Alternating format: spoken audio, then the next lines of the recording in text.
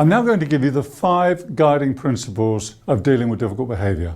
5 steps to getting the upper hand, if you like. 1. Always maintain dignity and self-respect. 2. Seek first to understand. 3. Remember, people can't be changed. 4. Express your own point of view. And 5. Go for the outcome, not triumph or victory. I use the term maintain dignity and self-respect because I think it's very important when tackling difficult behaviour to remember that the other person might feel a little bit attacked or undermined. Either way, it's probably not going to be entirely welcome to them when you tackle the behaviour if they spot what's going on. So one of the ways to make it more acceptable to them is that you make sure that you respect not only your own dignity, but you also work to protect their dignity and self-respect. For example, it'll mean that you're using language which protects them. So you might talk more about behaviour because it'll protect their respect more if they feel their behaviour is being discussed than if you're actually discussing them as a faulty or dysfunctional individual.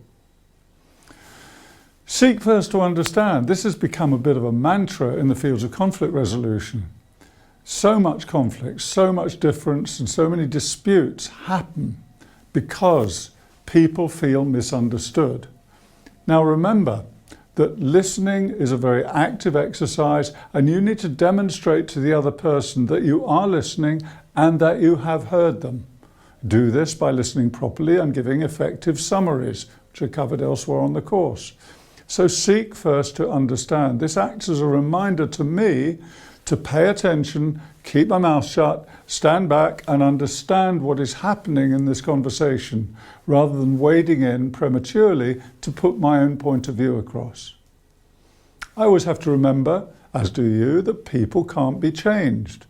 None of us likes to be changed by other people, and I'm sure you, like me, have known somebody in your life who has tried to change you. How did you respond? Probably by digging your heels in. Even if it's over relatively trivial matters, when people try and change us, we don't generally like it. On the other hand, when we know and respect them because they're listening to us, we might just change. We might feel inclined to accommodate them.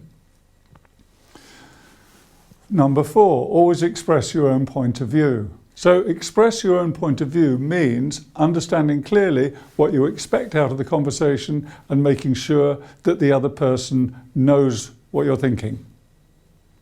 And finally, going for outcome, not triumph or victory.